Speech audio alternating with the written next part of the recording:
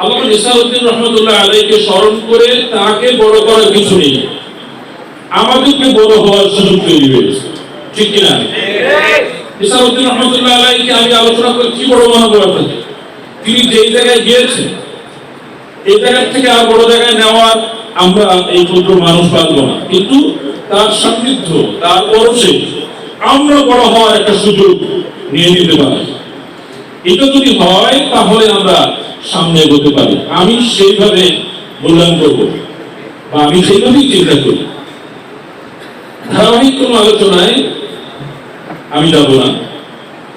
যে বিষয়টি দেওয়া হয়েছে দিন প্রচারে নিসারউদ্দিন আহমদ রহমতুল্লাহ আলাইহি, এইগুলো বিষয় তিনি দিন প্রচার করেছেন। আমরা সত্যিকার অর্থে তাকে মূল্যায়ন করতে পারবো কাজটি যদি আমরাও করে যেতে পারি, এবং এটা খুব কঠিন নয় যদি আমরা ইচ্ছা করি, যদি আল্লাহ তাআলা আমাদেরকে রহম করেন। দিন প্রচার করার কাজে নিজেকে নিবেদন করার ইচ্ছা আমাদের সকলের আছে? কথা বুঝতে পেরেছ কিনা? দিন প্রচার এরকম কল্যাণকর নবীদের কাজ, দেখি এই কাজটি নবীরা করেছেন, ঠিক কিনা? তাম নবীদের একটি কাজ ছিল, এই কাজটাই ছিল তাদের প্রধান কাজ। কাজের মধ্যে বিন্যস্ততা ছিল ভিন্ন ভিন্ন, কিন্তু তাদের মূল এজেন্ডা ছিল দিন প্রচার করা। বিভিন্ন নামে ছিল, শরীয়তের বিভিন্ন নাম, কিন্তু দিন তারা প্রচার করেছেন। তো এটা খুব ভালো করে জানো, নবীরা উত্তরাধিকার সূত্রে সন্তানদের দেখে যাবেন, বিষয়টি এমন নয়। প্রত্যেক নবী তার ইন্তেকালের সময় তাদের শরীয়ত এটা অন্যরা প্রচার করবে এরকম বিধান ছিল না। শুধুমাত্র আমাদের দিন এটাই এমন একটি জায়গা যেখানে নবীজির ওফাতের পরে উত্তরাধিকার নির্বাচন করেছেন। এই আলোচনা তোমরা জানো। এই জন্য আলেমদেরকে ওয়ারিসাতুল আম্বিয়া বলা হয়, যে তারা উত্তরাধিকার, নবী উত্তরাধিকার রেখে দিয়েছেন দ্বীনের, সম্পদের নয়। বিষয়টি আমাদের। এখন নবীওয়ালাদের যে কাজ, এই কাজটি এরকম একটি চমৎকার কাজের সাথে আমার জীবনকে জড়ানো, এর থেকে পৃথিবীতে সৌভাগ্যের বিষয় আর কিছু হতে পারে না। যে কাজটি আমাদের দ্বারা করেছে তিনি করে, আজকে আমরা নিসারউদ্দিন রহমতুল্লাহ আলাইহিকে আমরা দেখিনি, তোমরা তো প্রশ্নই ওঠে না কোথায় মানুষ অজপাড়াগাঁয়ের একটি সন্তান, তাকে কেন্দ্র করে আমরা এতজন মানুষের ঘন্টার পর ঘন্টা সময় ব্যয় করতেছি। তোমার কি ঈর্ষা হয় না? কি এমন কাজ? আমরা এখন বলি যে আমাদের এসি নাই, গরম, ভালো বিল্ডিং নেই, রাস্তা নেই, এই জন্য আমাদের তো হয় না।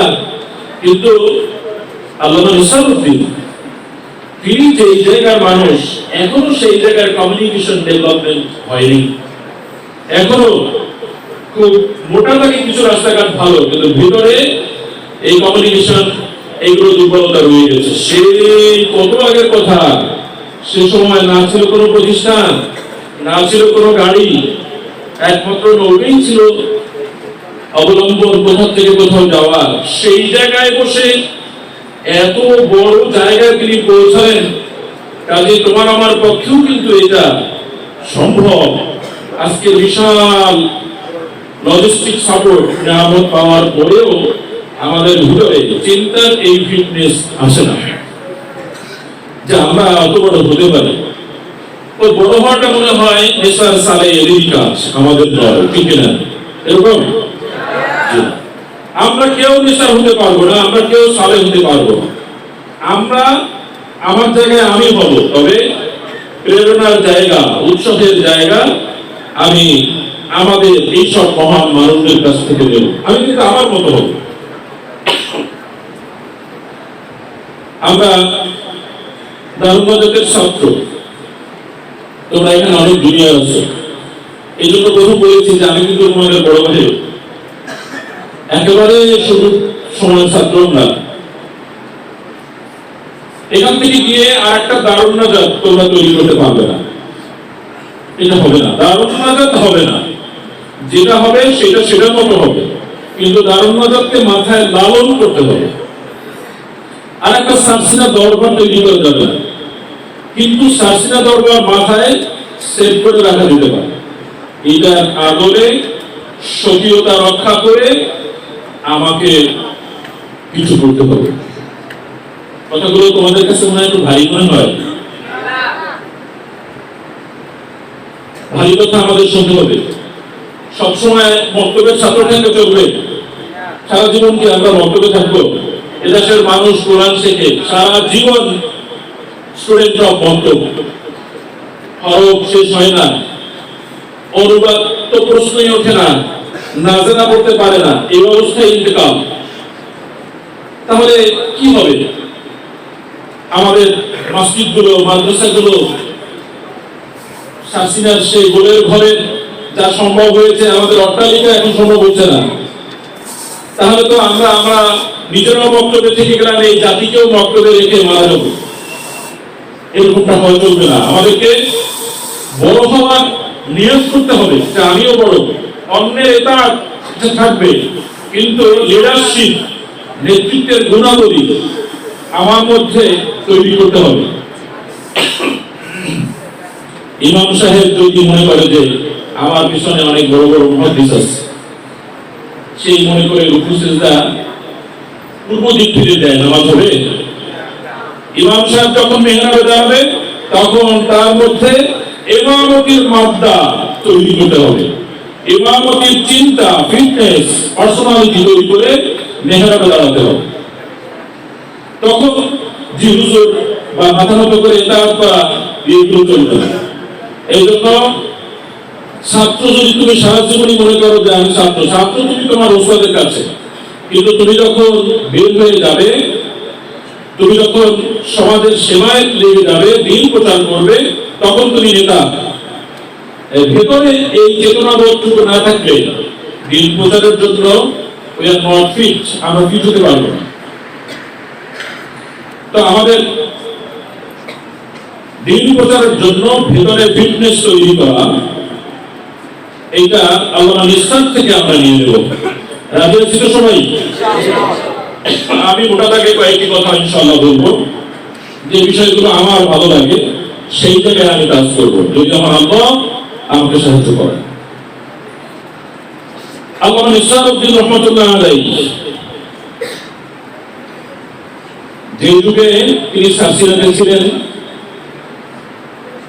এখনো আমরা তার কল্পনা শক্তি চিন্তা করতে পারছি না। আমার মাথায় এই অঙ্ক মিলছে না। বর্তমান সময় আমেরিকার প্রেসিডেন্ট কে কি নাম বলতে পারবা? মাশাআল্লাহ, ওয়েলকাম। সবাই তো ভালো বলতে দেখা যায়। আর এক্স কয়েকদিন আগে বিগত বলে তিনি খুব আলোচিত, সাথে সমালোচিত ট্রাম্প, কেউ ট্রাম্প ইচ্ছা করে বলে। এই ট্রাম্প রাশিয়া নীল নকশা এঁকেছিল 40 বছর বয়স, 40 বছর আগে তারা প্ল্যান করেছিল Donald Trump America, United state of আমেরিকার প্রেসিডেন্ট হবে। 40 বছর আগে। কত বছর? 40 বছর। তারা তো আল্লাহর উপরে নির্ভর করে না, তাদের ক্যালকুলেশনের উপর নির্ভর করে। পৃথিবীর লিডারশিপটা ইহুদিদের হাতে। তোমাদের কল্পনা শক্তি জাগ্রত করা নিয়ত করছে। তোমরা বলবো হুজুর এটা কেমনে? অদ্রিদাত আলাইহিমুল যিল্লাতু ওয়াল মাসকানা। আল্লাহ তাআলা তাদের উদ্দেশ্যে বলছেন, এরা খুব জিল্লাতির জীবন যাপন করবে। পৃথিবীতে তাদের কোন রাষ্ট্র থাকবে না, নিজস্ব কোন ভূমি থাকবে না। তোমরা বলবে যে হুজুর ইসরায়েল তো তাদের জন্য রয়েছে। আল্লাহ তাআলা তাও বলছেন, যদি তাদের কোন রাষ্ট্র তৈরি হয়, সেই রাষ্ট্রটি হবে অন্যের আশ্রিত, অন্যের শেল্টার থাকতে হবে, তাহলে সেই রাষ্ট্রটি টিকে থাকবে। আর না হলে সেই রাষ্ট্র টিকবে না। ঠিক ইসরায়েল এটা অন্যের আশ্রয়ে আশ্রিত একটি রাষ্ট্র, কিন্তু তাদের মগজ এত দূরদর্শী। ইহুদি মহিলারা যখন গর্ভবতী হয় তখন তাদেরকে বেশি পরিমাণে মাছ খাওয়ানো হয়, গোশত নয়। গোশত মজা করে খায় মুসলিম জাতি, ইহুদিরা মাছ বেশি খায়। ইহুদি মায়েরা যখন গর্ভবতী হয় তখন তাদেরকে বীজগণিত শেখানো হয়, কারণ মা যদি অঙ্ক কষে, মেধা উৎকর্ষ করে, তাহলে সন্তান যেটা গর্ভে আছে, মেডিকেল সায়েন্স তা বলছে মায়ের প্রভাবটা সন্তানের উপরে পড়ে। মা যা করে, যে মা ভালো কোরআন তেলাওয়াত করেন গর্ভবতীকালে, তার সন্তান তেলাওয়াতে অভ্যস্ত হয়, সে খুব ইজিলি কোরআন তেলাওয়াত করতে পারে। অঙ্ক মানুষের মেধা খোলে। টেকনোলজি সবকিছু নির্ভর করছে অঙ্কের উপরে। এই অঙ্ক, আমরা যখন অঙ্ক করেছি ছোটবেলায়, স্যারদের আমি প্রশ্ন করতাম, স্যার অঙ্ক করে কি হবে? স্যার বলতেন ব্যবসা করবে। বললাম ব্যবসার জন্য বহুত অশিক্ষিত মানুষ আছে, সে কোটি কোটি টাকা বিজনেস করছে, বীজগণিত কেন, পাটিগণিতের কিছুই বুঝে না, সেই লোক কিভাবে ব্যবসা করবে? জমি মাপার জন্য বললাম এই সময় যে আমিন পাওয়া যায়, তারা কিছুই জানে না লেখাপড়ার, তারা জমি মাপে, তাহলে অঙ্ক করে কি হবে? সদুত্তর ছিল না। একটা ট্রেনিং এ না এনে আমি আমার এক স্যারকে জিজ্ঞেস করেছিলাম, কম্পিউটারের একটা ট্রেনিং এ। স্যার আমাকে খুব স্নেহ করে বুঝিয়ে বললেন, দেখাই দিলেন যে অঙ্ক দিয়ে কি হয়। তখন আমি দেখলাম যে অঙ্ক দিয়ে টোটাল টেকনোলজি, আজকে কম্পিউটার টেকনোলজি, এই টোটালটা ডিপেন্ডেন্ট এই ম্যাথের উপর।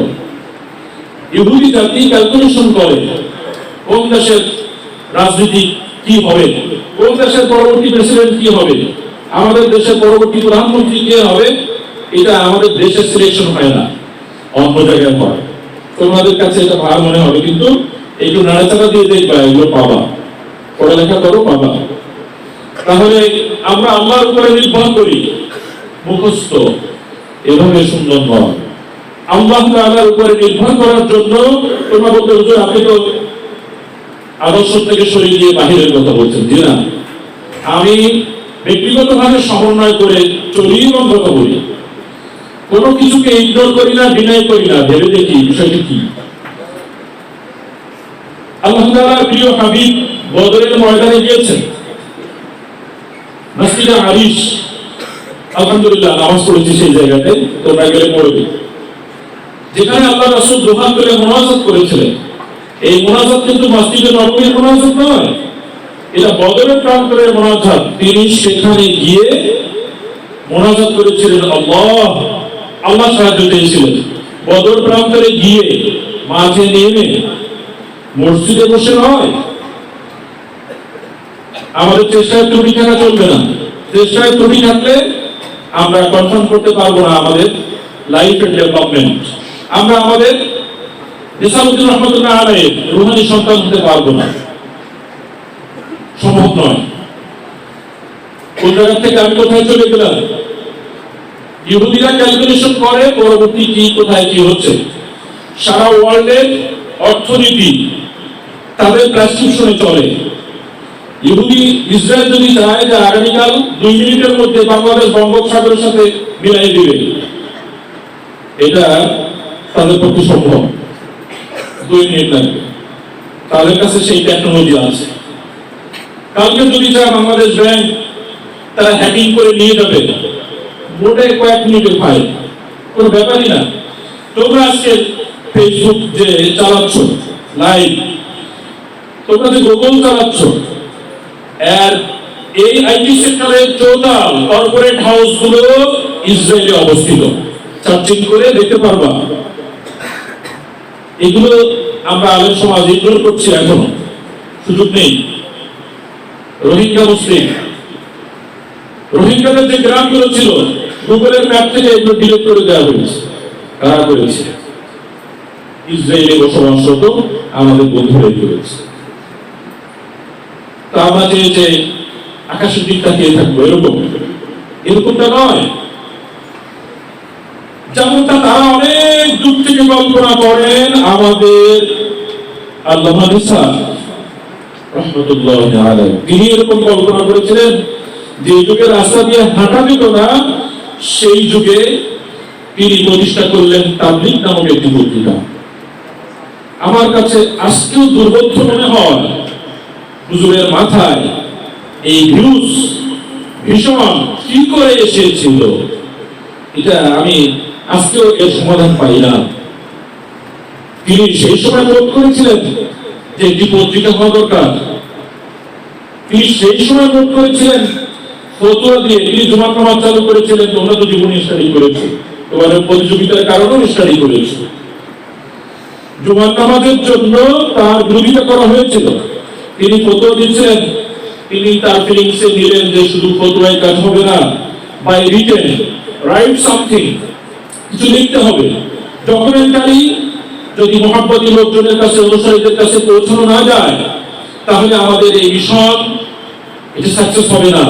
এই জন্য তিনি কলম হাতে নিয়েছিলেন, ফতোয়া ছোট ছোট জিনিস ডকুমেন্টস তৈরি করে অনুসারীদের হাতে, মুরিদদের হাতে তিনি পৌঁছে দিয়েছিলেন। প্রতিষ্ঠা করলেন তাবলীগ পত্রিকা। কিন্তু এই চিন্তাটা আমাদের এই সময় এসে এটা অনেক ম্যাচিউর হওয়ার কথা ছিল। এখন তো সারা দেশে আমাদের কাছে সুপরিচিত একটি মাসিক পত্রিকা মাসিক মদিনা, ঠিক না? সেটাও অনেকখানি তার যৌবনকাল হারিয়ে ফেলেছে। আল্লাহ তাআলা মুহিউদ্দিন খান হুজুর রহমাতুল্লাহ আলাইহি, আমি তার জায়গা অনেক দিয়েছি ছাত্র জীবনে, এই ভবনে আমি অনেক দিয়েছি। মুসলিম জাহান সাপ্তাহিক সেখানে নিয়মিত লিখতাম, এখানে গিয়েছি, হুজুরের সাথে দেখা হয়েছে, কথা বলেছে। একজন নির্লিপ্ত স্বভাবের মানুষ ছিলেন। এখানে যেহেতু হুজুরের কথা আমি জানলাম, তোমাদেরকে আরো একটি বিষয় মনে করিয়ে দিই। আমাদের দেশে সবকিছু ইজম ভিত্তিক হয়ে গেছে। আমরা যারা শাসিনা দরবারে, আমাদের যদি অন্য কিছু ভালো না লাগে, সীমাবদ্ধতা, আমরা অন্য একটি মহলে আমাদেরকে পছন্দ করে না। এদেশের অন্য ইজমের আলেম ওলামা যারা আছে, আমরা তাদের নাম শুনতে পারি না, তারা আমাদেরকে শুনতে পারে না। আল্লামা নিসা তাদের মহলে অপরিচিত, আমাদের মহলে সুপরিচিত। কিন্তু কেন আমরা কেন এটাকে বিন্যস্ত করবো, ভাগ করবো? তোমরা বড় হবে, অনেক জায়গায় যাবে, আমাদের এই দরবারের অনেক মহাক্কিক বড় বড় গবেষক আলেম রয়েছে। অনেক সময় অনেকের পোশাক চেঞ্জ হয়েছে, আমাদের সাথে কথা হয়, কথা যখন হয় তখন বলে যে আমরা তো সবকিছু ধরে রাখতে পারি না, তখন এই ড্রেস মিন করে। আমরা যদি তাদেরকে মোরতাদ বলে দিই, তাহলে আমাদের দল হালকা হয়ে যায়, আমাদের বন্ধুদেরকে আমরা দূরে সরিয়ে দেব। এটা এই যুগের সুযোগ নেই। শাসিনা দরবারের ফরম ওপেন এন্ড ট্রেনিং শুরু থেকে শেষ পর্যন্ত যারা লেখাপড়া করে বের হয়ে আসছেন, বড় বড় জায়গায় যারা আছেন পরিচিত, কেউ মহাদেশ, কেউ মুহাদ্দিস, কেউ প্রিন্সিপাল হিসাবে আছেন, পোশাকের কারণে আমাদের তাদেরকে দূরে সরিয়ে দেওয়া যাবে না, উচিত নয়। তাদেরকে কাছে টানতে হবে। কাছে টানলে তাকে আবার সংস্কার করানো যাবে, তা নাহলে তো দূরেই চলে যাবে। আমাদের সেই তাবলীগ পত্রিকার একটি উত্তরাধিকার কিন্তু আমাদের মাসিক বিকাশ, ঠিক না? ঠিক না? তাবলীগ পত্রিকা কেন মাসিক মদিনার মতো যৌবনকাল প্রাপ্ত হয় নাই? This is the question. কাকে করবো কোশ্চেন? আমাকেই করতে হবে, আমাদেরকেই করতে হবে। মাসিক মদিনা, আমরা যখন মিলাদুন নবী প্রতিযোগিতা করতাম দারুন নাজাতের মহলে, প্রথম কোথায় বই পাবো? তখন তো মাক্তাবা ছিল না। মাসিক মদিনা, সিরাজুল মনির পত্রিকা ছিল, অগ্রগতিকের যৌবনকাল ছিল তখন। সেইগুলো কোরআন সংখ্যাগুলো কিনে নিয়ে আসতাম। আমার মনে আছে অনেক ঘুরে ঘুরে কোরআন পত্রিকাগুলো কিনতাম, পৃষ্ঠা ছিঁড়ে রাখতাম যাতে করে এই পৃষ্ঠাটা কেউ না পায়। কারণ কি, এই পৃষ্ঠা পেলে পরে ছাত্র মানুষ তো তোমাদের হবে, এটা অন্যরা পেলে এই ইনফরমেশন গুলো দিয়ে দিলে তো প্রতিযোগিতা আমি হেরে যাবো। এটা যে খুব খারাপ স্বভাব তা বলা যাবে না। ছাত্র জীবনের জন্য ঠিক আছে, তবে আমার মতো তোমরা হইও না, তোমরা দিয়ে দিও। সেই সময় আমি চিন্তা করতাম যে এত কষ্ট করে নিয়ে আসছি, প্রতিযোগিতার পুরস্কারটা আমাকে পেতেই হবে, তা আমারটা নিয়ে এরা পুরস্কার করবে, এটা হয় না। এই জন্য পৃষ্ঠা ছিঁড়ে ফেলতাম যে না, এটা আমার কাছে থাক। ওই ইনফরমেশন আনকমন থাকতো ওদের জন্য। সেই মাসিক মদিনা সিরাতুন নবী সংখ্যা আমাদের তাবলীগ কেন হবে না? তোমাদের কি মনে এই আকাঙ্ক্ষা জাগ্রত হয় না? মাসিক মদিনা বঙ্গবন্ধু শেখ মুজিবুর রহমান তিনি যখন আমাদের দেশটাকে স্বাধীন করে ফেললেন, ৭২ সময়ের কথা, আমাদের জন্মের আগে, বঙ্গবন্ধুর পিতা মাসিক মদিনা করতেন। তিনি বঙ্গবন্ধু মহিউদ্দিন খান তাকে 2 টাকারই করে কথা বলতেন। পত্রিকাটা বন্ধ হয়ে গেল। বঙ্গবন্ধুর পিতা মহিউদ্দিন খানকে একটা চিঠি লিখলেন যে আমি 2 মাস যাবৎ তোমার পত্রিকার বিল দিতে পারিনি, এই জন্য তুমি আমার পত্রিকাটা পাঠালে না। আমি বুড়ো মানুষ, তোমার পত্রিকাটা পড়ে আমার সময়টা কাটে, আর তুমি আমার পত্রিকাটা টাকার অভাবে বন্ধ করে দিলে। এই চিঠিটা পকেটে করে তিনি বঙ্গভবনে চলে গেলেন, গিয়ে বঙ্গবন্ধুর সাথে দেখা করলেন, চিঠিটা বের করে দিলেন। বঙ্গবন্ধু বললেন জানোয়ার গুলো করেছে কি, আমি তো সব পত্রিকা বন্ধ করতে বলি না। বললেন খান তুই বড় দেরি করে আসছিস, যার চিঠি নিয়ে আসছো সে বাবা আমার বেঁচে নেই। আমি এটা বলার জন্য উল্লেখ করিনি, আমি উল্লেখ করলাম এই কারণে যে একটি পত্রিকার প্রভাব কোথায়? একটি পত্রিকার প্রভাব বঙ্গবন্ধু পরিবারে, একটি পত্রিকার প্রভাব একজন স্বাধীনতার মহান স্থপতির পিতা সেই যুগে করেছেন। সেরকম দেশ বরণ্যের সকলের শ্রদ্ধাভাজন, সকলের কাছে গ্রহণযোগ্য একটি পত্রিকা কেন হবে না আমাদের? হুজুর যে কাজ শুরু করেছিলেন, এই কাজকে সমৃদ্ধ করার দায়িত্ব কিন্তু আমাদের আছে, ছিল না, আছে। মাসিক বিকাশ এটারই একটি উত্তরাধিকার। হুজুর বলেছেন মাসিক বিকাশ আমরা কাজ করেছি। তোমাদের জন্য have a lot of opportunity, you have a lot of advantage to write something, to express your intelligence. কেন নয়? তোমার মেধা বিকাশের তো বিরাট একটি প্ল্যাটফর্ম আমাদের এখানে দিন প্রচারে। আল্লামা নেসারউদ্দিনের জীবনী বর্ণনা করে বলে দেওয়ার নামই আজকে আমাদের এই সবার সার্থকতা নয়। এখান থেকে প্রেরণা নেওয়াটা, তার কাজটি আমাদের চালিয়ে নেওয়াটাই মূল কাজ। তোমরা কি একমত?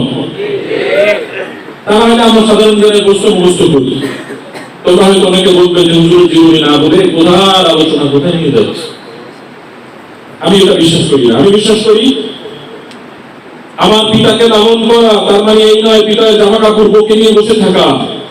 আমার পিতা উত্তরাধিকার, তার রেখে যাওয়া যে সম্পদ, আমার জন্য যে জমি দিয়েছেন আমার পিতা, সেই জমি যেন বেদখল হয়ে না যায়। আল্লামা নিসার, আল্লামা শাহ সুফি আবু জাফর রাহমাহুল্লাহ, তারা যে প্রতিষ্ঠানগুলো করেছে আমাদের হাতছাড়া হয়ে যাচ্ছে। দিন প্রচার আমাদের কোথায় যাবে? একজন ইসলামী গবেষক যিনি দিন নিয়ে ভাবেন, তিনি বলছেন একটি প্রজন্মের মধ্যে একটি দেশে যদি 3 প্রজন্ম মাদ্রাসা অনুপস্থিত থাকে, সেটা একটি সেকুলার দেশে পরিণত হয়। আবার শুনুন, একটি দেশের মধ্যে যদি 3 প্রজন্ম মাদ্রাসা অনুপস্থিত থাকে, সেই দেশটি একটি সেকুলার দেশ, একটি নাস্তিকদের দেশে পরিণত হয়। মিডল ইস্টের 17টি রাষ্ট্র আছে, বাহরাইন, কাতার, বেশ কয়েকটি রাষ্ট্রে একটি মাদ্রাসাও নেই, একটি মাদ্রাসাও নেই। ইংলিশ মিডিয়াম স্কুল দিয়ে ভরে গেছে, মাদ্রাসা নেই। সে দেশের ইমাম চাকরি করার জন্য বাংলাদেশের ইমাম আছে, পাকিস্তানি ইমাম আছে, এখনো লিস্টেড নয়। চাকরিটা তাদের দেশীয় হিসাবে দেশি মানুষ করে, কিন্তু ফিজিক্যালি ইমামতিটা এই সব দেশের আলেমরা গিয়ে করে, কারণ তাদের কোনো আলেম প্রোডাকশন নেই। একটি মসজিদ বাঁচিয়ে রাখার পূর্ব শর্ত মাদ্রাসা। যে দেশের মাদ্রাসা নেই সে দেশের মসজিদ নির্মাণ হবে না। মসজিদ গুলো আমাদের দেশে একসময় গোয়ালঘর ছিল, সেরকম হবে। আমাদের হুজুরের নামে শত শত হাজার হাজার প্রতিষ্ঠান প্রতিষ্ঠিত, নেসারিয়া, সালিয়া, এই মাদ্রাসাগুলো আমরা হারিয়ে ফেলছি ধীরে ধীরে। কারণ কি? এই হারিয়ে যদি আমরা এরকম ফেলতে থাকি, তাহলে আমরা আমাদের হুজুরকে, আমরা আমাদের এই নেতাকে, আমরা আমাদের পরম শ্রদ্ধাভাজন এই দাদা হুজুরকে ধরে রাখতে পারবো না, হবে না এটা। সুতরাং হুজুরকে লালন করা মানে এইসব আদর্শগুলোকে প্রতিষ্ঠিত করা। আমাদের লেখনী যেহেতু আমাদের কাছে প্ল্যাটফর্ম আছে, যেটার উপরে আমি ছিলাম, তোমরা প্রতিযোগিতায় প্রতিনিয়ত অংশগ্রহণ করো। আমাদের লেখনী চর্চায় তোমরা কেবল মনে করবে না বড় ভাইরা এই কাজটি করবে, তোমার ভেতরে বোধ জাগ্রত করতে হবে যে বড় ভাই কেন, আমার জায়গায় তো আমি বড় ভাই, আমিও তো আরেকজনের বড় ভাই, কাজে আমাকেও I must to do something, আমাকেও কিছু করতে হবে, লিখতে হবে। লেখার জন্য আজকে না, আমি কয়েকদিন আগে অনলাইনে সার্চিং করেছিলাম এনসাইক্লোপিডিয়া, বাংলাদেশের এই উইকিপিডিয়া, যেগুলো এই উইকিপিডিয়া সার্চ করে দেখলাম আমাদের শাসিনা দরবার নিয়ে কি লেখা আছে। সেখানে কয়েক লাইন লেখা আছে শাসিনা দরবারের বিখ্যাত কয়েকজন আলেম দ্বীনের নাম লেখা আছে। সেই নামের প্রথম নামটা মরহুম মাওলানা নুরুল ইসলাম ফারুকী রহমতুল্লাহ আলাইহি। তার প্রতি শ্রদ্ধা রেখে আমি বলি, তিনি কি শাসিনা দরবারের সব থেকে বড় আলেম? কথা বলো, বড় আলেম। তাকে আমি আন্ডারএস্টিমেট করছি নয়। তিনি যদি বেঁচে থাকতেন আর এই লেখা দেখতেন, তিনি এটাকে বেয়াদবি মনে করতেন, ঠিক কিনা? তিনিও বেয়াদবি মনে করতেন। এবং তিনি যদি হন, এখানে আরো কয়েকজন আমাদের হুজুর ডক্টর কাফিল উদ্দিন সরকার সালি হুজুর, আল্লামা কবিরুল আমিন খান সহ 8 না 9 জন আলেমের লেখা আছে, এর মধ্যে 2 জন মরহুম, বাকিরা অ্যালাইভ। তাহলে আমাদের প্রিভিয়াস যারা বড় বড় কায়েচ্ছা হুজুরের নাম কোথায়? কায়েচ্ছা হুজুরের নাম যদি না নেওয়া হয় তাহলে এটা কোনো লেখাই হয় না। শাসিনা দরবারে যদি একজন মানুষকে উচ্চারণ করতে হয়, আল্লামা নিসারউদ্দিনের একজন অনুসারীকে যদি টানতে হয় তাহলে হুজুরকে টানতে হবে। তাহলে এটা কোনো কাজের মধ্যেই পড়ে না। তোমরা জীবনীতে পড়েছো কিনা জানি না, আল্লামা নিসারউদ্দিন রহমতুল্লাহ আলাইহি যখন মাদ্রাসাটা পরিচিত করেন, তখন শুরু লগ্নে কায়েচ্ছা হুজুরের মাসিক বেতন ছিল 40 টাকা। একদিন সকল ওস্তাদ সেখানে গেলেন বেতন বাড়ানোর জন্য, কিছু বেতন উন্নতি করার জন্য। দাদা হুজুর বললেন কায়েচ্ছা হুজুরকে যে, কি তোমারও বেতন বাড়ানো লাগবে? এরকম বললেন, তোমারও বেতন বাড়ানো লাগবে। কায়েচ্ছা হুজুর কেঁদে দিলেন, কি ব্যাপার, তুমি কাঁদছো কেন? বললেন, হুজুর আমি আপনাকে বুঝতে পারলাম না যে আমি এই কাজের জন্য এখানে আসি, কিন্তু আপনি এই বিষয়ে আপনার কাছ থেকে আমার স্নেহ নষ্ট হলো, এটা আমি খুব নিজেকে ব্যর্থ মনে করছি, কষ্ট পাচ্ছি। আমি এই কাজের জন্য এখানে আসিনি, আমি আজিজুর রহমান বেতন বাড়ানোর জন্য, বেতনের জন্য দিনের খেদমত করি না। এই লোকটি আমাদের কাছে মডেল। আল্লামা নিসারউদ্দিন রহমতুল্লাহের হাতে গড়া পুতুলের মতো মানুষ, ঠিক না? এই নামগুলো এখানে নেই। তাহলে এই উইকিপিডিয়ায় কে কাজ করেছে? আমাদের দরবারে কি এরকম একজন লোক নেই যে উইকিপিডিয়াটাকে এডিটিং করে ডেভেলপ করতে পারেন? এটা কি আমাদের প্রয়োজন ছিল না? এখন আল্লামা নিসারউদ্দিনের এই জীবনী গ্রন্থ বসে কিভাবে পড়াবো আমরা? এটা কেন নয়, এভাবে কিসে করলে আল্লাহর উপরে তাওয়াক্কুল করে থাকলে চলবে না, এটা বোকামি।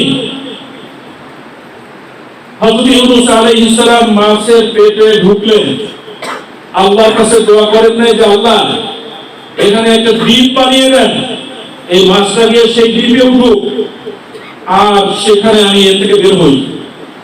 বলেন নাই। তার দোয়াটা গবেষণা করে দেখবা কি চমৎকার দোয়া তিনি করেছেন। হযরত আইয়ুব আলাইহিস সালাম তিনি অসুস্থ থাকলেন, তিনি কিন্তু দোয়া করেন না আল্লাহ আমাকে আপনি সুস্থ করে দেন।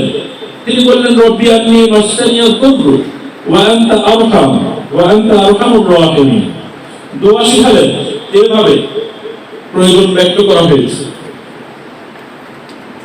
আমাদের হুজুরের এত আগে এত মাথায় দূরদর্শিতা নিয়ে তাবলীগ প্রতিষ্ঠা করলেন, আর তার উত্তরসূরিরা আজকে সবকিছু হাতের কাছে পেয়েও দুর্গলভ লিখতে পারছে না। আমরা সারাক্ষণ নেট চালাই, মোবাইলে থাকি, অনলাইনে থাকি, মানে আমরা এখন অফলাইনে নাই, সবসময় অনলাইন, কিন্তু আমাদের অনলাইনের অ্যাক্টিভিটিস কোথায়? আজকে তোমাকে যদি কিছু করতে হয়, তোমাকে তো অবশ্যই নেটের সহযোগিতা নিতে হবে। হুজুর বলেছিলেন কিতাবের কথা, অফকোর্স এই কথা এরকম। আমাদের যদি কোন গাছের শিকড় কেটে দেই, তাহলে সেই গাছের ডালপালা দিয়ে কোনো লাভ নেই। একজন আলেম দ্বীন যখন দ্বীনের ইলম শিখবে, অবশ্যই তার কিতাবের কাছে যেতে হবে, এবং মূল কিতাব, যে কিতাব আমাদের মতো এই যুগে যারা টাকা নিয়ে কাজ করে, এই যুগের এইসব মানুষদের হাতে লিখিত কোনো কিতাব নয়।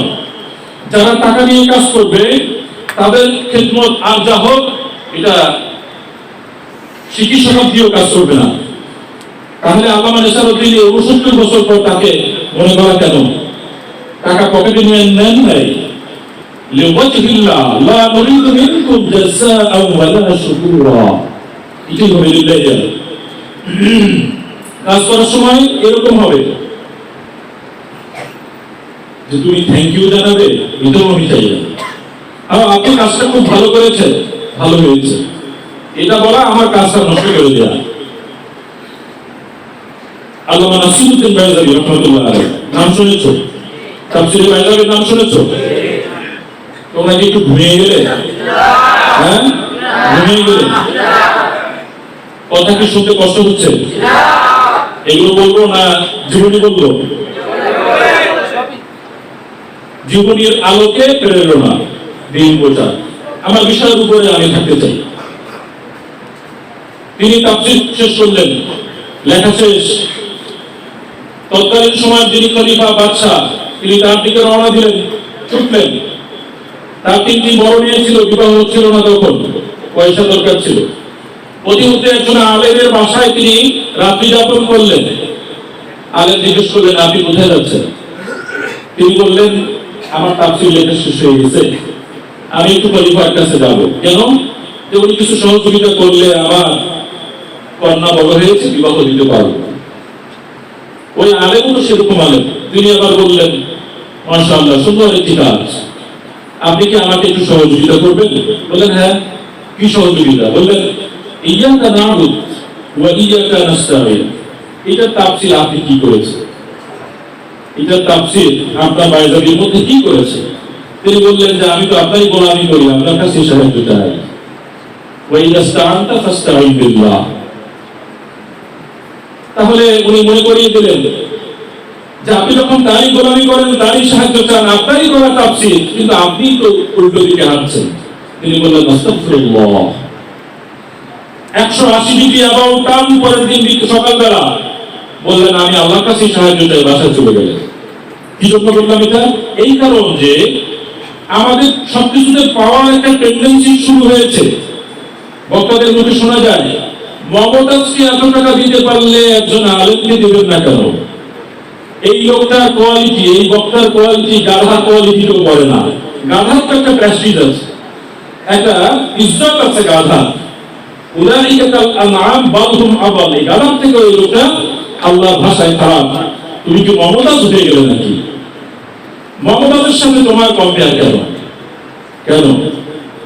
এই জন্য তো আমরা এখন ভাবছি না, আমাদের দিনের প্রচার হচ্ছে না। দিন প্রচার ইকোনো বলতেন ছিল আগে, আমরা এটা এখন ওয়ান টাইম বলতেনের মতো হয়ে গেছে, এর কোনো প্রভাব নেই। আল্লাহ তাআলা ইত্তাবিউ বলেছেন, ইত্তাবিউ মান লা ইয়াসআলুকুম আজরা। তাদের অনুসরণ করো যারা বিনিময় গ্রহণ করে না। ওয়া হুম মুহতাদুন, তারা হেদায়েত প্রাপ্ত। এটা নবীদের কোয়ালিটি। ধন্যবাদ চাওয়া যাবে না, পয়সা চাওয়া যাবে না, বলে যে চলবো কেন? তাহলে তো ওয়ারযুকুহু মিন হাইতু লা ইয়াহতাসিব ওয়া মান ইয়াতাওয়াক্কাল আলাল্লাহ, এই এত হারিয়ে ফেললাম আমরা। তুমি কেমনে চলবে? তোমার সৃষ্টি 50,000 বছর আগে আমার জন্য, তোমার জন্য তো হৃদয় হয়েছে। অকাসমনা বাইনাহুম মাঈশাতাহুম ফিল হায়াতিদ দুনিয়া, এই জীবনের মাঈশা চলাফেরার জন্য যা দরকার, ওয়ালকা বিহি, আর সব কিছু আমাদের জন্য অ্যালোকেট। তারপরে কেন আমাদের উপমা মমতাজের সাথে হবে? কি কারণ? তাহলে তো আল্লামা নেসারউদ্দিন রাহমাতুল্লাহ আলাইহি হেল্প করার জন্য তিনি ফান্ড তৈরি করেছিলেন হেমায়েতে ইসলাম, ঠিক না? তিনি পটুয়াখালীতে প্রথম 500 টাকা এট দ্যাট টাইম সেই সময় দান করেছিলেন। সুবহানাল্লাহ, প্রথম দানটা তার ছিল। সেই সময় 500 টাকা মানে গণিত খার হিসাব করে গণিতের ছাত্ররা বের করে দেখবে কি পরিমাণ টাকা ছিল তিনি দিয়েছিলেন, এবং সেখান থেকে তিনি হেল্প করেছিলেন। প্রিয় উপস্থিতি, শিক্ষার্থী বন্ধুরা, লিল্লাহিয়া হুজুরের কাছ থেকে আমরা নিয়ে নিলাম ওই যে আমরা যে গজলটা গাই, কত চমৎকার একটি গজল। লিল্লাহিয়া দিলাম ভাই, কথা আর কাজে চাই পরিচয়, ঠিক না? লিল্লাহিয়া দিলাম ভাই, কথা আর কাজে চাই পরিচয়। হিজবুল্লাহ মানে আল্লাহর দল, হিজবুল্লাহর জয় হবে নিশ্চয়। নেই নেই নেই কোনো দ্বিধা সংশয়, তখনই সংশয় থাকবে না যখন লিল্লাহিয়া থাকবে। লিল্লাহিয়াতের অনুপস্থিতি সংশয়ের উপস্থিতি হয়ে যাবে। সুতরাং লিল্লাহিয়াতটা নিয়ে নিতে হবে। হুজুর যে ভীষণ নিলেন, আমরা আমাদের লেখনীতে সেটাকে নিয়ে আসতে পারবো। লেখা একটা ডেফিনেশন আমি তোমাদের দিয়ে দিই, ভালো করে খেয়াল করবে। লেখা হচ্ছে সেই জিনিস, হাতে কলম নিয়ে লিখলে লেখা হয় না। শিরোনামটি হচ্ছে লিখিত হইলে পড়িতে হয়। লেখক কিরকম তৈরি হবে? তুমি পড়তে থাকবে। উদাহরণ হচ্ছে সেরকম, একটি বোতল, একটি কলস, একটি জগ, পানি ঢালতে থাকবে। এক সময় এটা ফিল আপ হয়ে যাবে, ভরে যাবে বোতলটি, কলসটি ভরে যাবে। তারপরেও পানি ঢালতে থাকবে। উপচে পড়বে কিনা, ঢেলে পড়ে যাবে কিনা? পানি পড়ে গেলে যা হয়, পড়তে ব্রেন থেকে যখন পড়া উপচে পড়বে, সেটাই হচ্ছে দেখা। কথা বুঝে আসছে? পড়তেই থাকবে। তারপরে কলম নিয়ে লেখা দিলে দেখো কলম চিন্তার আগে দৌড়াচ্ছে, এটা হচ্ছে দেখা। আর যদি চুরি করো, অর্থাৎ চুরি করাটা লাগে এক সময়, লেখার শুরুতে কপি পেস্ট এগুলো করতে হয়। এটা অন্যায় নয়, বড় কবি সাহিত্যিক এটি করেছে। কারণ এক সময় তো তার এরকম ডেভেলপমেন্ট আসে না। একটা সময় এরকম হবে যে 1000 পেজ বই পড়বে, তার থেকে মাত্র 50টা কথা বলতে পারবে। এট দি সেম টাইম নয়, বিপরীত টাইম। এক সময় 1 পৃষ্ঠা বই পড়বে, 30 পৃষ্ঠা বলতে পারবে। এক সময় 1000 পেজ পড়বে আর লিখতে গিয়ে এখান থেকে উঠাবে, ওখান থেকে উঠাবে, উঠাতে বোতল এক সময় পরিপূর্ণ হয়ে যাবে। তারপরে যা লিখবে তাই লেখা হবে। সুবহানাল্লাহ, এটা লেখা তোমাদের হাতে। আমাদের মাসিক বিকাশ, আমি তো এটার সাথে প্রায় 5 বছর সরাসরি সম্পাদক হিসেবে জড়িত ছিলাম। এই কারণে ভিতরে একটা দরদ লেগে আছে। তোমাদেরকে অনুপ্রাণিত করলাম যে তোমরা বই পুস্তক হাতে নাও, আমাদের মাক্তাবার সহযোগিতা আছে। ইনশাআল্লাহ কলম এগিয়ে গেলে তোমার পরীক্ষার নাম্বারও বেশি পাবে, কোনো সমস্যা নেই। আমাদের এটা দরকার।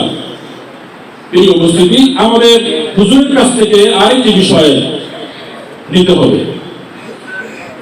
সেটি হচ্ছে সমাজের সাথে হুজুরের একটা রিলেশনশিপ তৈরি হয়েছিল। আমাদের সময়ের আলেম সমাজের বড় একটি সমস্যা হচ্ছে আমরা সমাজ থেকে নেই।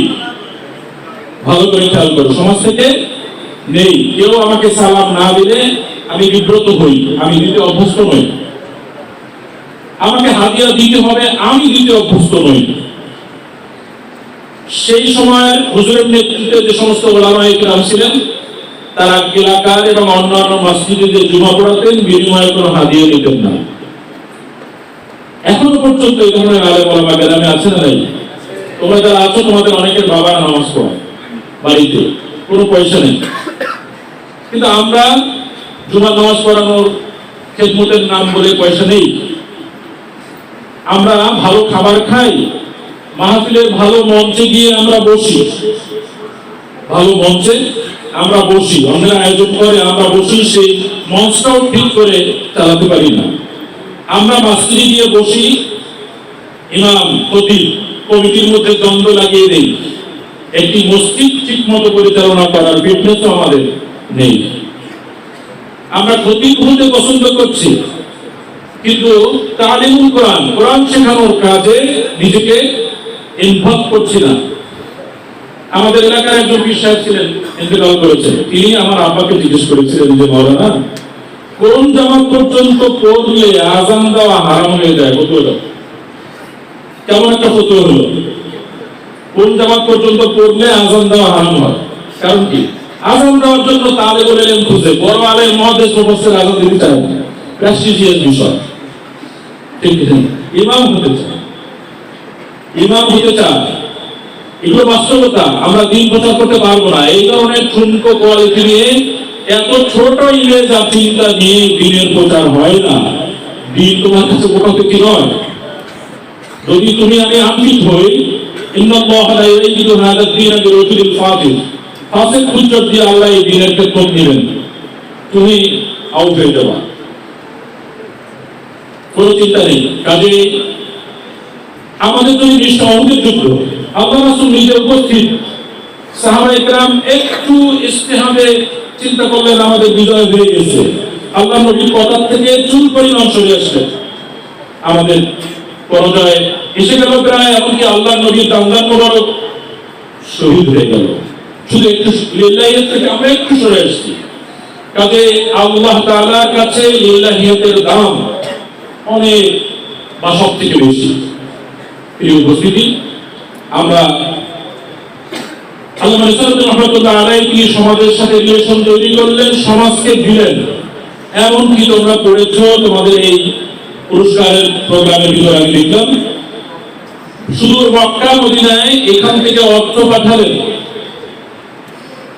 এখান থেকে অর্থ পাঠালেন তাদের সহযোগিতার জন্য। এবং এটা ছিল আন্তর্জাতিক সহযোগিতা। এখান থেকে সেই যুগে মক্কা মদিনায় সাহায্য পাঠানো খুব সহজ কাজ ছিল। মাত্র 1000 টাকা তৎকালীন সময় সর্বোচ্চ পাঠানো যেত। যেমন ফ্ল্যাগ জিরোতে একটা রেস্ট্রিকশন আছে না, যে এত টাকা বেশি পাঠানো যায় না, সেই সময় এটা ছিল। বিভিন্ন নামে তিনি সেখানে টাকা পাঠালেন, নও-মুসলিমদের সহযোগিতা করলেন। তারপরে সমাজে যারা এরকম নিগৃহীত ছিল, অভাবী ছিল, অসুস্থ ছিল, তাদেরকে তিনি বিভিন্ন ফান্ড তৈরি করে সহযোগিতা করলেন।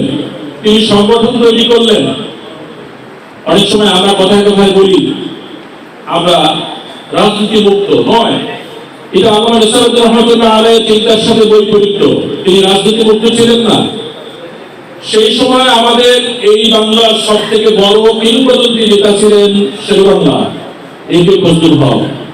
তার সাথে অত্যন্ত সুন্দর চমৎকার সম্পর্ক ছিল। খাজা নাজিরউদ্দিন, সুন্দর সম্পর্ক ছিল। চিঠি চালাচালি করতেন, তিনি চিঠি লিখতেন। রাজনৈতিক প্রজ্ঞা যদি তার মধ্যে না থাকতো, তিনি এটা সাহস করতেন না। আমাদের সময় এখন অনেক আলেমদের একজন রাজনৈতিক নেতাকে কিভাবে সম্মান করতে হয় এই বোধটুকু করে গেছে আমাদের। আমরা মঞ্চে হাজির বলে মনে করি যে মঞ্চে আমি কিং আর সবাই আমার প্রজা, এরকম নয়। ওয়ানার করতে হবে।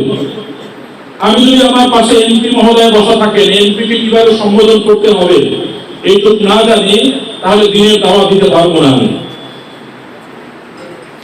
বর্তমান সময় আমাদেরকে যদি দিন প্রচার করতে হয়, আল্লামা রিসালাতুদ্দিনের এই পথটাকে চলতে হয়, টেকনিক্যাল অনেক বিষয় লাগবে, সতর্ক হওয়া লাগবে। আমাদেরকে মানুষ, আমাদেরকে যারা ভালো চোখে দেখে না, সেই সব বন্ধুরা আমাদেরকে মাজার পূজারী বলে, আমাদেরকে কেয়ামি বলে, আমাদেরকে বেদাতি বলে, বলে না? কথা বলো, বলে কিনা? তাহলে আমাদের কি করণীয়? আমরাও তাদেরকে এরকম কিছু বলবো, এই দিন প্রচার করতে গেলে টেকনিক্যাল অনেক বিষয় তোমাকে নিয়ে যেতে হবে, মাথা মগজ খাটাতে হবে। আল্লামা কবিরুল আমিন খান তার স্বর্ণের ভিতরে দুটো লাইন আছে, আমি খুব পছন্দ করি। ধর্মের যারা অনুসারী আজ কর্মেতে তারা নেই, কর্মের চিত্তে নাই তো আজকে ধর্মের কোনো ঠাই। এখন যারা কর্ম করে তারা ধর্ম মানে না, যারা ধর্ম মানে তারা কর্ম করে না। এটা আল্লামা রিসালাতুদ্দিনের সাথে মিলে না। তিনি তো সেই রকম একটি আনফিট সোসাইটি, গ্রাম্য পরিবেশে আন্তর্জাতিক চিন্তায় দিন ইসলামের খেদমত করেছেন। সেই সময় ফিটনেস ছিল আন্তর্জাতিক পর্যায়ে। তিনি সেই সময় রচনা করলেন তরিকুল ইসলামের মতো একখানা বিখ্যাত কিতাব।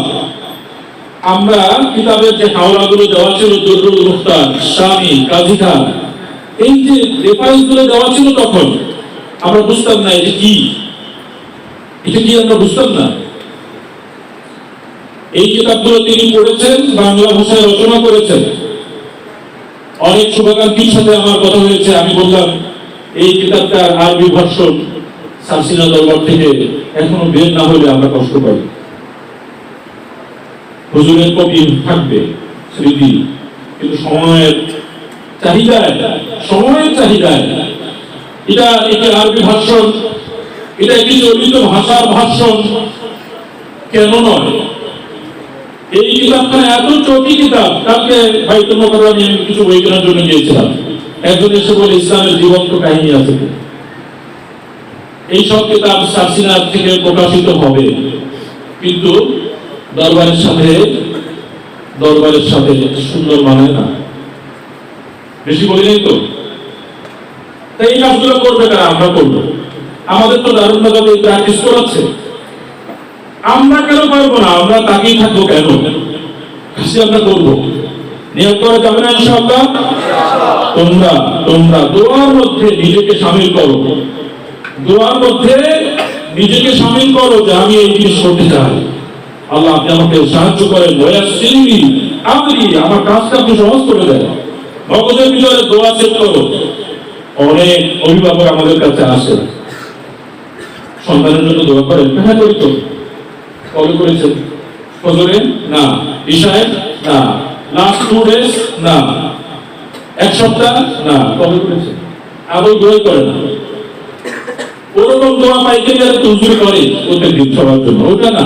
তুমি তোমার নিজের জন্য আল্লাহর কাছে যাও যে আল্লাহ তাআলা এইরকম একটি বড় খেদমত আমাকে আপনি করানোর সুযোগ করে দেন। আল্লাহর কাছে যাওয়া শুরু করো। একজন ইনশাআল্লাহ আল্লাহ তোমার জন্য মঞ্জুরি রেখে দিয়ে আসবেন, কোন সন্দেহ নাই। কাজেই আমি কথা বুঝিয়ে নিয়ে আসতেছি, অনেক রাত হয়েছে, তোমাদের কষ্ট হয়। আল্লামা নেসারউদ্দিন সেই সময় যে ভীষণ ভিউজ নিয়েছিলেন, সেইগুলো ছিল বিশাল একটি স্বপ্নের ব্যাপার। ওই সময় ওই আবহাওয়ায় তো চিন্তাই করা যেত না যা তিনি করেছেন। আমরা আজকে এখনো পারছি না, এটা ওই চিন্তা আমাদের মাথায় আসছে না। হুজুরের চিন্তা করা কাজগুলোই আমরা সমৃদ্ধ করব, তাহলে দিনের খেদমত হয়ে যাবে। দিনের খেদমতে যারা জড়াতে আমরা চাই, তারা আল্লাহর কাছ থেকে ইজাজা পাওয়ার নিয়তে এই কাজগুলো করতে হবে, তাহলে এটা সম্ভব। এবং আমি মনে করি আমাদের জন্য এই যুগে ঢাকা শহরে আমাদের দারুণতা এবং সংশ্লিষ্ট সকল শাখা প্রশাখা সবগুলো এই জাতির জন্য বিশাল মাপের একটি নিয়ামত। ঠিক না? নিয়ামত কাজে লাগাতে না পারলে উপকৃত হওয়া যায় না। দিন বাঁচানোর জন্য এই নিয়ামতকে অক্সিজেনের মতো মনে করা লাগবে। তোমরা এই সুযোগটাকে কাজে লাগাও, তাহলে আল্লামা নেসারউদ্দিন রহমাতুল্লাহ আলাইহি তিনি তার কবরে জাযায়ে খায়র পাবেন আমাদের নেক আমলের মাধ্যমে। আমার আব্বা হুজুরকে নিয়ে একটি গজল লিখেছিলেন, আমি ছোটবেলায় দেখেছি, দূরে এখনো মনে আছে। বাংলা লেখা, 13 শতকের সুফিকুল মনি আমার বীর নেসার, সুখেতে শুইয়া ঘুমায় বাগে সারসিরা। লাইন দুটো প্রথম এরকম। 13 শতকের মানে বাংলা কথা তো, সেই কারণে সুন্দর পরের লাইনগুলো, অনেকগুলো লাইন সুন্দর। এরকম অসংখ্য লেখা আছে, তোমরাও লেখো, আজকেও লিখছো, সুন্দর হয়েছে গাইছ। এইগুলো বিনোদনের জন্য নয়, আমাদের পরবর্তী জেনারেশন যারা, তাদেরকে ট্রেনে বের করার জন্য আমাদের জন্য এটা খুব প্রয়োজনীয় ইনশাআল্লাহ।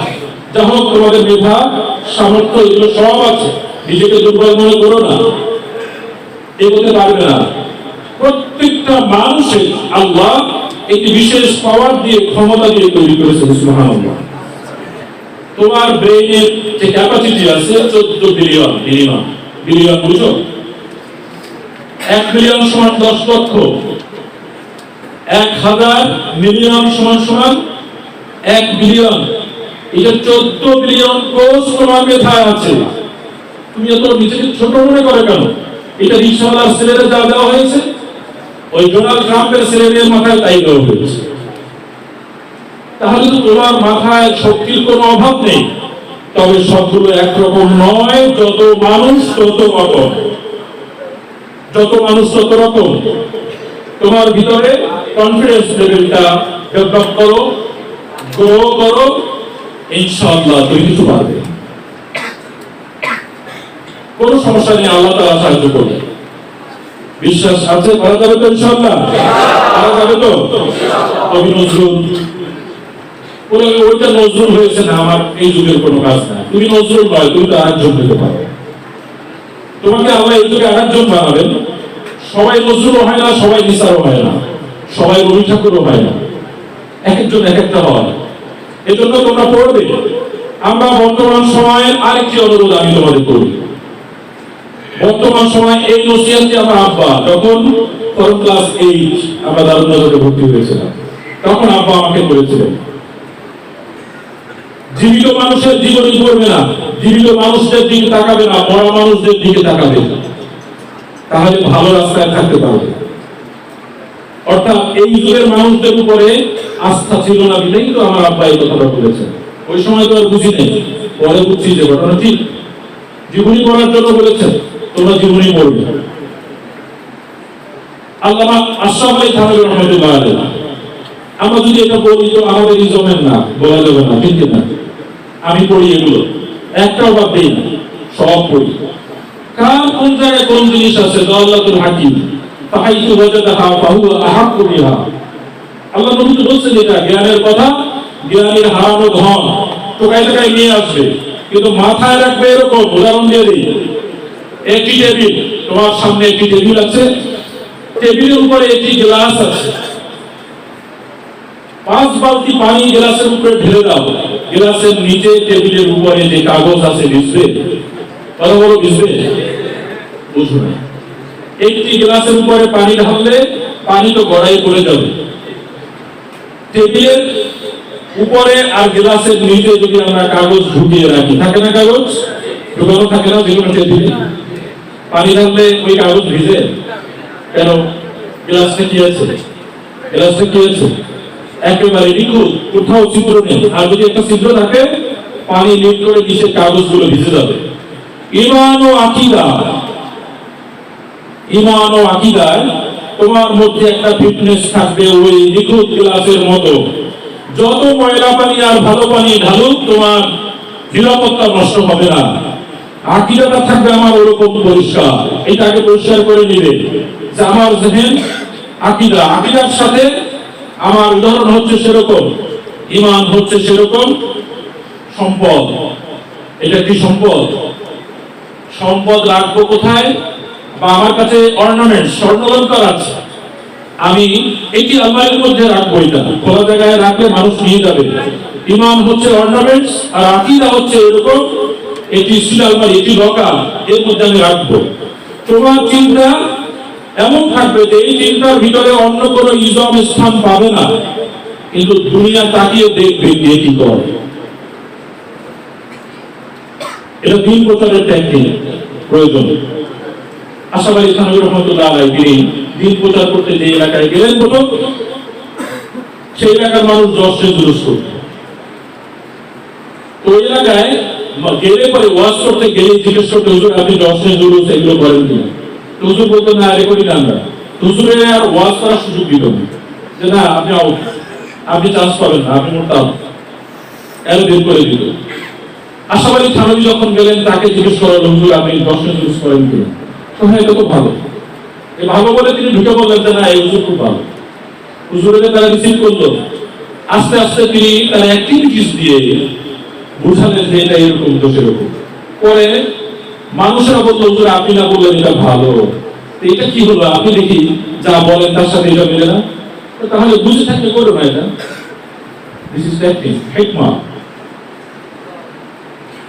এই সময় ঘোরামি করে তুমি কিছু করতে পারবে না দিনের জন্য।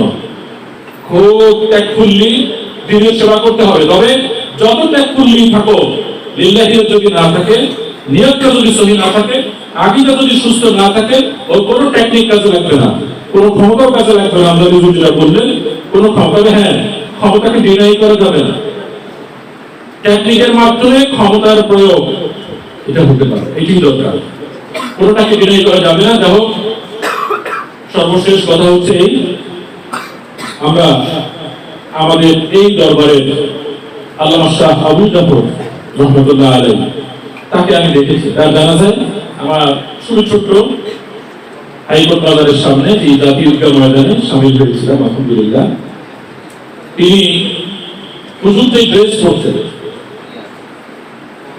আমার ব্যক্তিগত ভাবে আমার বুঝ হয়েছে, মদিনা শরীফ বসে আমার মাথায় একটা বুঝ তৈরি হয়েছে যে হুজুরের শরীরের যে পোশাকটা, এটা একটি মাকবুল পোশাক। কাজে তোমরা যারা এই পোশাক পরো, এটা মাদ্রাসার চাপে নয়, পিতা মাতা দাদার চাপে নয়, ভেতর থেকে শ্রদ্ধা নিয়ে পড়ো, এটাকে বিনয় করো না।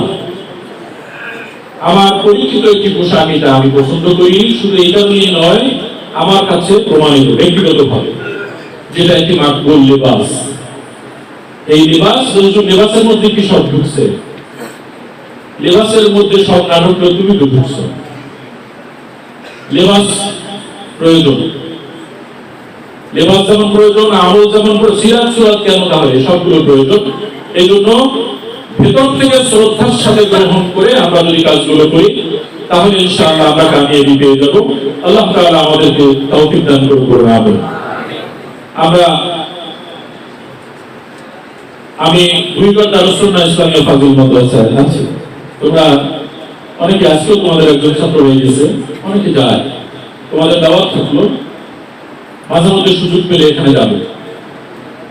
আমাদের প্রতিষ্ঠানগুলো কোথায় আছে? দারুস সুন্নাহ লাগানো যে প্রতিষ্ঠানগুলো আছে, এইগুলো আমাদের দরবারের স্মৃতি বিজড়িত প্রতিষ্ঠান, কালের গর্ভে সম্ভবত হারিয়ে যাচ্ছে। তোমরা এইগুলো হুজুরের মুখে শুনেছি, প্রিন্সিপাল হুজুরের মুখে, যে একজন অফিসারের সাথে তিনি গাড়িতে গেলেন। অফিসার ঢাকা কলেজের সামনে নেমে বলেন যে একটুখানি ঘুরে আসি। কেন? যে এইখানে ছাত্র ছিলাম হবে, তো একটু দেখে আসি প্রতিষ্ঠানটি কেমন। এটা ভালোবাসা, ইমানের স্বাদ। আমাদের এই দারুস সুন্নাহ শব্দটা সাসিনা দারুস সুন্নাহের আদলে তৈরি হওয়া প্রতিষ্ঠান। আমাদের প্রতিবেশী প্রতিষ্ঠান সিমরাই দারুস সুন্নাহ নিসারিয়া সালিহিয়া সব আছে, কিন্তু অ্যাবাউট টুডে বুঝুটা মুমূর্ষটা ওরকম সবই। কারণ আমাদের দরদটা এখানে নেই, দরদটা আমরা রাখতে পারি না। কষ্টের কথা বলে তোমরা নেগেটিভ মনে করো না, কষ্ট নিও না, বাঁচিয়ে তুলতে হবে এগুলোকে। আবার হারাই ফেলি নেই কিছু, এগুলো আছে আমাদের, ঠিক না? ঠিক কিনা? তোমরা যেদিন বড় হবে, আমাদের দারুণাদার থেকে যারা এখন বিভিন্ন জায়গায় গিয়ে, আমাদের অনেক ছাত্র এখন বিভিন্ন জায়গায় গিয়ে উদ্যোগ নিয়ে এগুলো মহিউস সুন্নাহর কাজ করতেছে। দারুস সুন্নাহ যেহেতু মরে গেছে, প্রায় এখন মহিউস সুন্নাহ বৃদ্ধি বোর্ড আছে না, সৃষ্টি করা মহিউস সুন্নাহ উদ্যোগ আমাদের। এগুলো সহশিক্ষা দিয়ে মরে গেছে প্রতিষ্ঠান। আমি যেখানে গেছি এখানেও গিয়ে দেখছি এরকম একীভূত, সব একত্র হয়ে গেছে, সব একত্র হয়ে গেছে, নারী আর পুরুষ, ছেলে আর মেয়ে একত্র করে। এই জায়গায় এটা মেনে নেওয়া যে কত কঠিন। আমরা এই পরিবেশ থেকে গিয়ে আমাদের কাছে এটা ছিল একটি জাহান্নামের পরিবেশ, কিন্তু হতাশ হয়নি। তোমাদের দোয়া, আল্লাহ তাআলা অশেষ করুণায় 6 মাস 8 মাসের মাথায় ছেলে এবং মেয়ে আলাদা করে ফেলছে। আলহামদুলিল্লাহ, একটু আস্তে বলে দেন। তোমরা, আমরা যদি দুর্বল মানুষ, আমরা যার মধ্যে থেকে দুর্বল ছাত্র, দুর্বল সময়ের মানুষ, নিজেকে সবল মনে করি না এতটা, তবে চিন্তায় সবল আছে। তো আমরা যদি এই চিন্তা করতে পারি, তাহলে দারুণাদার থেকে গিয়ে কেন মহিউস সুন্নাহ হবে না? এটা হতে পারে না। তাহলে আমরা নেশারের গ্রোথ নেক আমল পৌঁছায় যাবে। আর যদি এগুলো ধরে রাখতে না পারি, তাহলে আমরা নাফরমান সন্তান হয়ে যাব। এবং তোমাদের দাওয়াত দিয়ে আমরা আমাদের হারানো ঐতিহ্য, যা হারিয়ে গেছে, যা আছে আলহামদুলিল্লাহ, যা হারিয়ে গেছে সেগুলো পুনরুদ্ধারের আশাবাদ ব্যক্ত করে আমি আমার আলোচনা শেষ করছি। আর যারা আয়োজনটা তোমরা করেছো, আসাদুল্লাহ ইকরাম যারা পিছনে মেধা ও শ্রম দিয়েছেন, আপনাদের সকলের জন্য দোয়া, সকলের জন্য অন্তর থেকে দোয়া যে আল্লাহ তাআলা এই কর্মের বিনিময়ে বা কর্মটাকে যেন তিনি নেক আমল হিসেবে মঞ্জুর করে করুন, আমিন। এবং আমাদেরকে যেন দুনিয়া ও আখিরাতে জাযায়ে খায়র দান করেন। এই বলে আমি আমার কথাগুলো শেষ করছি। আসসালামু আলাইকুম ওয়া রাহমাতুল্লাহি ওয়া বারাকাতুহু।